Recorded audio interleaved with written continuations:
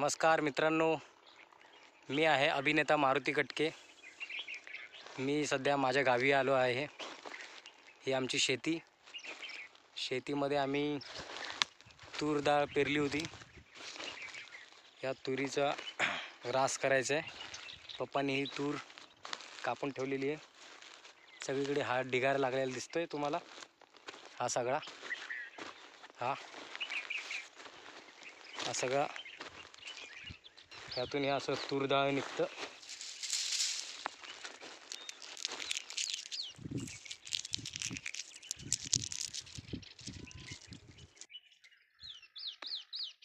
ही तूर डाळ बरोबर ही अख्खी असते।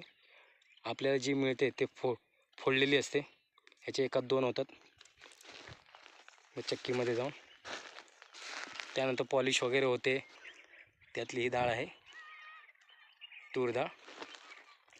ती माझ्या मागे त्या साईडला जी उभी आहे ती आमच्या शेताची मालकीण, म्हणजे आमची माई, आमची गाय। खूप सुंदर आहे। ते बघा कशी बघायला लागली ती माझ्याकडे। बघा मग माई या। ते आमचे पप्पा आले। कोण आहे रे म्हणून आवाज येतात। या मीच आहे।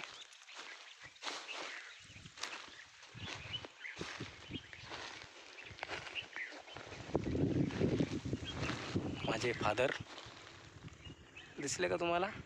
ते बघा ते तिथून येत आहेत। केला फोकस। हे माझे पप्पा येत आहेत ते। हे असे तुरीचे भार पप्पा घेऊन चाललेले आहेत। ती माई बघायला लागली आहे।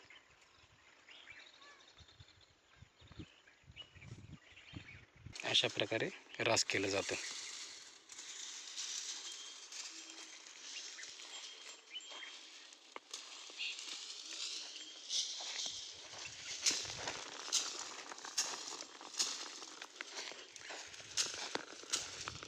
झेलीच्या पलीकडं आणि अलीकडं आपली शेती।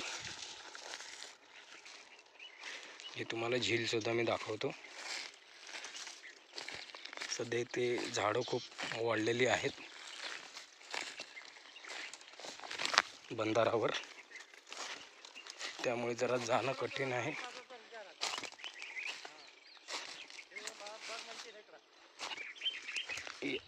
हे जरा झाडं जास्त वाढलेली आहेत।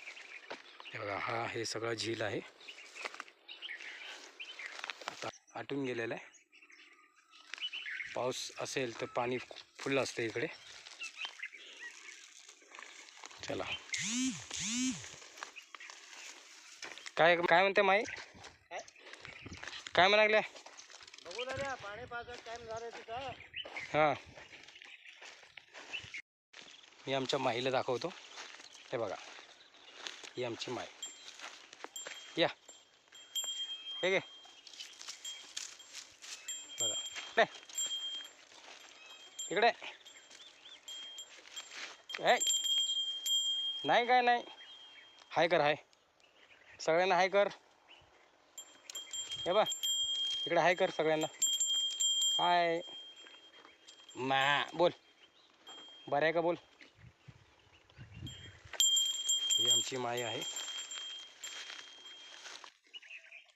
हे आपलं बोरिंग आहे।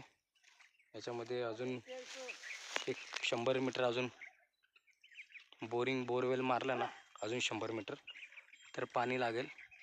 देवाच्या आशीर्वादानं पाणी लागलं तर मग शेत खूप एक नंबर बनेल। आमची मेहनत चालू आहे।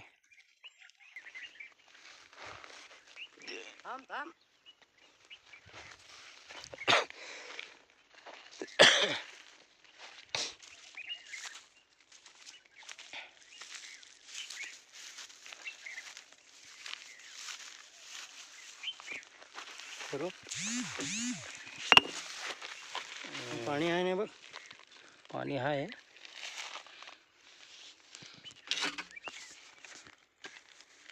अजून खोल करायला लागेल ना।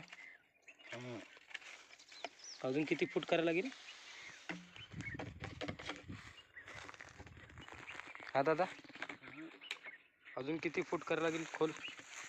400 फूट झाले. 400 फूट झालंय का? अजून किती करावं लागेल?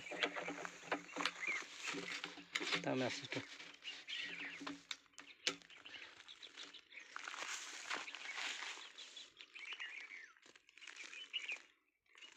मध्ये पाणी दिसायला लागलंय. हां, अजून खोल केलं ना वरपर्यंत येईल.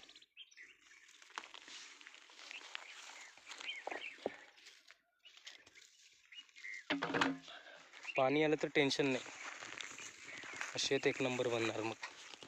तिला पाणी पाजून येतं. तिथं भाकरीचा सैदी आहे. हां जाऊन ते एका झाडाखाली पाणी बाटली घेऊन तिथं त्या कोपऱ्यावर. हां आलं. बोरिंग मारलेलं आहे पण पाणी लागलं नाही आहे. पाणी अजून येण्यासाठी अजून बोरिंगवर बोरिंगला अजून खोल. ही तुरीची शेती आपली. त्यानंतर इथून खाली उतरल्यानंतर ही झील आहे, तुम्ही बघताय इथं पाणी.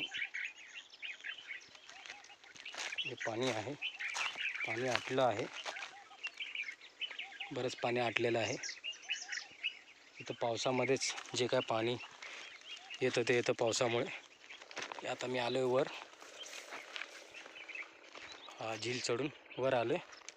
ह्याच्यामध्ये आम्ही पेरलेलं आहे हरभरा, म्हणजे चण्याचं झाड. आपण मस्तीमध्ये बोलतो ना मित्रांना की चण्याच्या झाडावर चढू नको, त्यातला हा चण्याचं झाड तुम्हाला दाखवतो.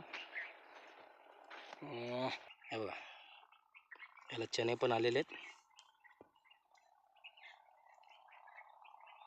चणे पण आलेले आहेत. अशी हे चण्याचे झाड,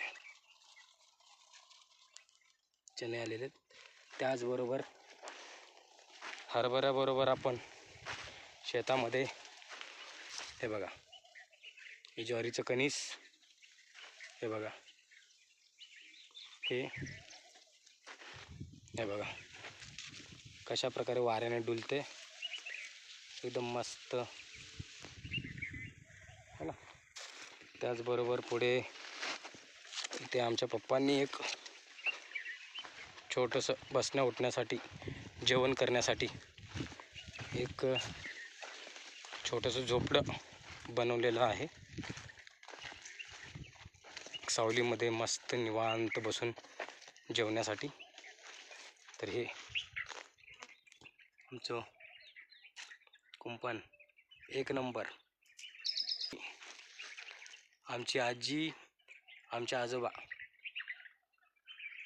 म्हणजे आमच्या वडिलोपार्जित त्यांची शेती, ही आमच्या वाटणीला आलेली ही शेती आहे, आमच्या वडिलांच्या वाटणीला. बस आम्ही हे सध्या करतोय.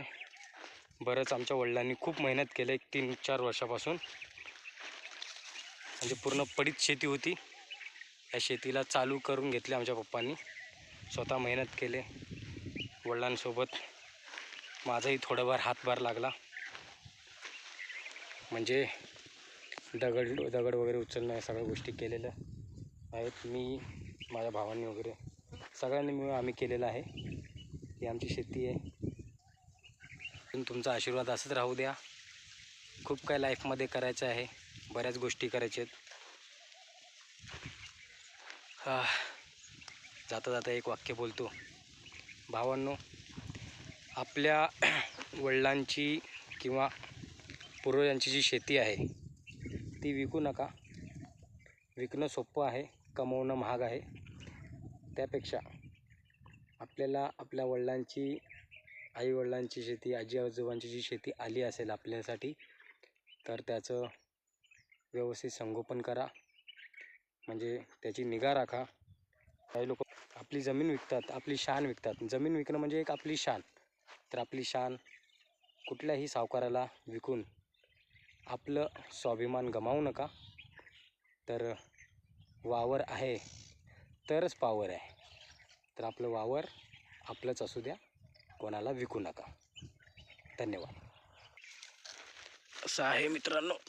तर चला पप्पांची ऑर्डर फॉलो करू. पाण्याची बॉटल आणि कानस घेऊन त्या झाडाखाली जाऊ. थँक्यू.